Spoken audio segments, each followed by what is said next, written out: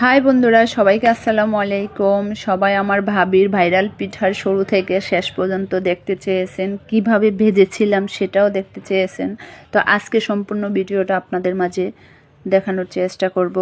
এই যে প্রথমে দেখুন, চালের গুঁড়াটাকে এইভাবে গুলে তারপর একটা কড়াইয়ের মধ্যে হালকা তেল ব্রাশ করে হাতটাকে ঘুরিয়ে ঘুরিয়ে পিঠাটা বানিয়ে নিতে হবে। আপনি হাতটা যত সুন্দর ঘুরাবেন পিঠাটা তত সুন্দর হবে। এটাকে ঢেকে দিলাম, মাত্র 1 মিনিটেই পিঠাটা হয়ে যায়। এই যে দেখুন কত সুন্দর হয়ে গিয়েছে। তারপরে এই যে দেখুন আবার আরেকটা পিঠা দিচ্ছে। এই যে দেখতেছেন, এটা হচ্ছে সম্পূর্ণ হাতের খেলা। আপনি যত সুন্দর করে ঘুরাবেন তত সুন্দর করে হয়ে যাবে। তারপরে ঢেকে দিল, তারপরে আবার হয়ে গেল। এই পিঠাটাকে একদম কড়া রোদে আপনি ভালোভাবে শুকিয়ে নেবেন। তারপরে সেটাকে শুকানো হয়ে গেলে তেলে ভেজে নেবেন সুন্দর করে। এই যে দেখুন আমি কত সুন্দর করে তেলে উল্টিয়ে পাল্টিয়ে ভেজে নিচ্ছি। তো আমি একটু কিপটামি করেছি, আমি কড়াইয়ের মধ্যে তেল কম দিয়েছি, তাই আমার পিঠাটা ভাজতে একটু কষ্ট হচ্ছে। তবে আপনারা যারা এইভাবে পিঠা বানাবেন তারা অবশ্যই বেশি করে তেল দিয়ে ভাজবেন।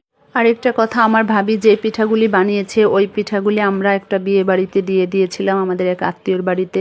তো আর এই পিঠাগুলি আমি বানিয়েছি, কারণ অনেকেই পিঠাটা ভাজার ভিডিও চেয়েছেন, তাই এই পিঠাটা আমি বানিয়েছিলাম আপনাদেরকে ভাজার ভিডিও দেখানোর। এটাকে এইভাবে তেলে ভেজে অবশ্যই চিনি শিরা দিয়ে খাবেন, তাহলে খেতে ভালো লাগবে।